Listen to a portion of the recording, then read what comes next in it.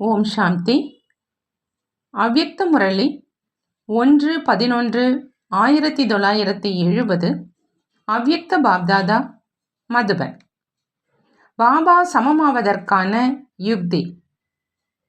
இன்று தைரியம் வைக்கும் குழந்தைகளுக்கு தந்தை உதவுகின்றார் என்பதற்கான பிரத்யட்ச நிரூபணத்தை பார்த்து கொண்டிருக்கிறார். பாடல் என்ன உள்ளதோ அதற்கான சாக்கார ரூபத்தை பார்த்து கொண்டிருக்கிறார். ஓரடி குழந்தைகள் முன்னால் வருகின்றனர் என்றால் 1000 மடங்கு தந்தையும் கூட எவ்வளவு தூரத்திலிருந்து குழந்தைகளின் முன்னிலையில் வருகிறார். நீங்கள் எவ்வளவு மைல் தூரத்திலிருந்து வந்திருக்கீங்க? அதிக அன்பு வைத்திருப்பவர் யார்? குழந்தைகளா, தந்தையா? இதிலும் கூட தந்தை குழந்தைகளை முன்னால் வைக்கின்றார். இப்பொழுதும் கூட இந்த பழைய உலகத்தில் தந்தையை காட்டிலும் அதிகமாக கவரக்கூடிய பொருள் ஏதேனும் இருக்கிறதா? எப்பொழுது இது பழைய உலகம், அனைத்து சம்பந்தம், அனைத்து செல்வம், அனைத்து பொருட்களும் அல்ப காலத்திற்கானவை மற்றும் வெறுமனை காண்பிப்பதற்காக மட்டுமே என்பது தெரிந்து விடுகிறதோ, பிறகும் கூட ஏன் ஏமாற்றம் அடைகிறீர்கள்? அதிலேயே மூழ்கி விடுகிறீர்கள்.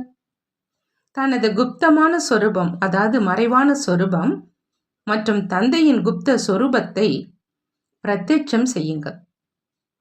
அப்பொழுது உங்களால் தந்தையினுடைய குப்த காரியத்தை பிரத்யட்சம் செய்ய முடியும், அதாவது வெளிப்படுத்த முடியும். உங்களது சக்தி சொரூபம் பிரசித்தியாகி விடும். இப்போது குப்தமாக இருக்கிறது. ஒரே ஒரு சொல்லை மட்டும் நினைவில் வைப்பீர்களானால் தனது குப்த ரூபத்தை நடைமுறையில் கொண்டு வர முடியும்.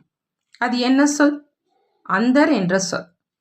அந்தர் என்பதில் 2 ரகசியங்களும் வந்துவிடுகின்றன.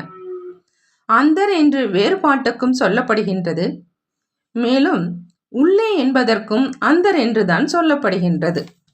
எப்படி சொல்கின்றனர்? அந்தர்முக், அதாவது உள்முக நோக்கு, அல்லது அந்தர்யாமி, அதாவது உள்ளுக்குள் இருக்கும் ஒவ்வொன்றை பற்றியும் அறிந்திருப்பவர். ஆக அந்தர் என்ற சொல்லின் மூலம் 2 பொருட்கள் தெளிவாகின்றன. அந்தர் என்ற சொல் நினைவுக்கு வருவதன் மூலம் ஒவ்வொரு விஷயத்தையும் வேறுபடுத்தி பார்ப்பீர்கள். இது சிரேஷ்டமானதா இல்லையா என்று.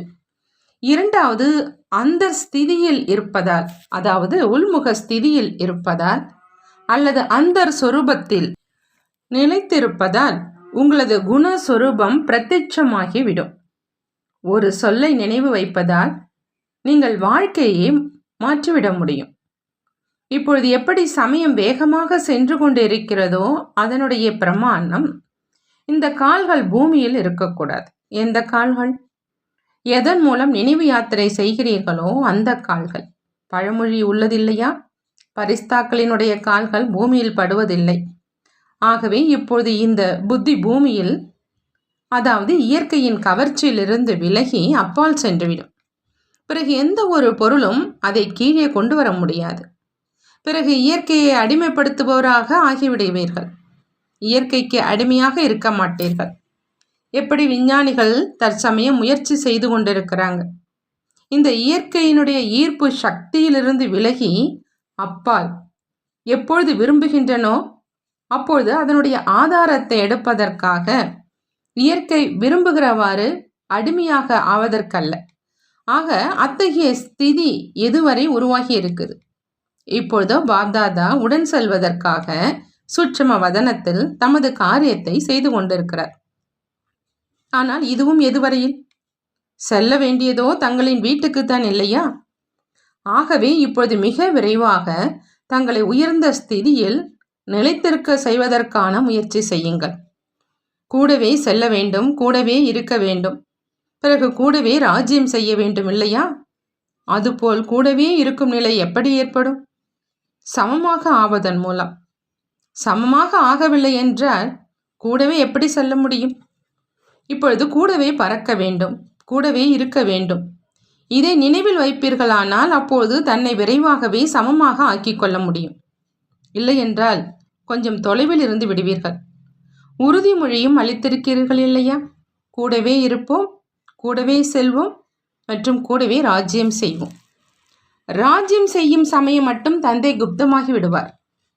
ஆக கூடவே எப்படி இருப்பீர்கள்? அதற்காக சமமாக ஆக வேண்டும்.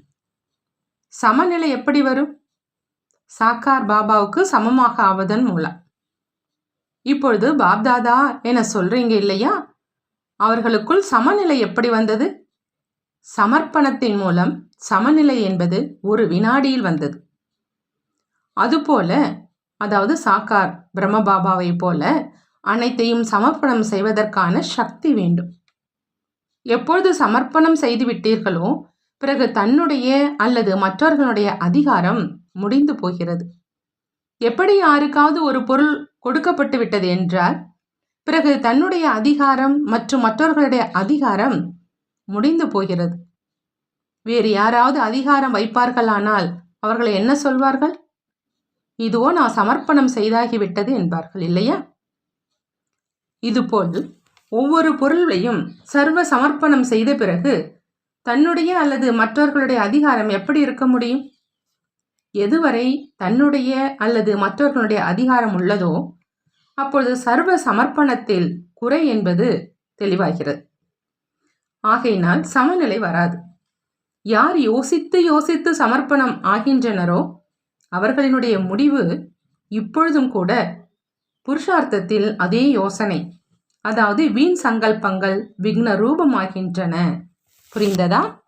நல்லது. ஓம் சாந்தி. நன்றி பாபா, நன்றி.